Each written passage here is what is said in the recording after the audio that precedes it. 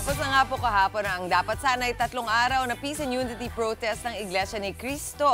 Para alamin ang sitwasyon sa ilan sa mga dinaanan ng kilos protesta, ito ang latest mula kay Traffic Tito Mondi na nasa Recto Avenue na sa Maynila. Aga mo dyan, Tito Mondi, ha?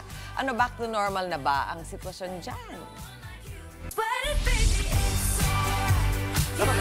Eto na nga, Mami Chiki. Good morning sa'yo. Bilang umabot. Team Commute, kaway-kaway, sabay rain. Ito na, tabi tayo. Pakita natin. Eto na, walang traffic dito, maliwalas. Kasi nga, di ba, hanggang ngayon, dito kabaan ng Recto, talagang nagpaulan tayo. Tabi tayo. Bigla mabukas na yung ulan. Yung dito, sa kabaan ng Recto nga, may barkada pa rin. Makikita nyo dito sa may San Sebastian, nakaharang pa rin siya. Pero may mga kapatid tayo, ayan, mga pedestrian natin man, na pwedeng tumuloy sila. Pero yung mga motorista, bawal po sila. At kung mapapansin nyo, paulan tayo, sabi na kausap ko mga pulis, itong harang nila, dati 1 layer lang. Pero dahil sa nangyari noong September 21, ginawa nilang 4 layer. Tapos makita sa kabilang side, ay mga container na nakaharang. O, di ba?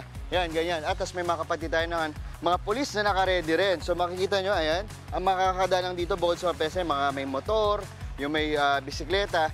At sabi nga nila, nung nakausap ko din isang rider, ang pinaka-solusyon dito, lalo yung mga naka-close na Bustillos, Cambal Cruz, Picasal, JP Laurel at Ayala Bridge, ang pinaka-nagiging daanan nila, yung sa Nagtahan Bridge. Doon daw nagkukumpulan sila, lalo doon sa bandang Espanya. O, di ba? Umuulan na. Yan muna ating morning bay update, Mami Chiki. It's raining here. Back to studio. Pero maluwag.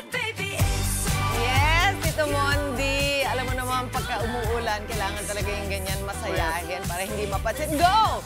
Yes, go lang ng go! Maraming salamat sa iyo. Ingat ka dyan. Mga kapatid, Mondi Lopez po, manatiling updated sa lagay ng trapiko sa mga pinakaabalang kalsada sa Metro Manila. Mag-follow at subscribe na sa social media pages ng News 5.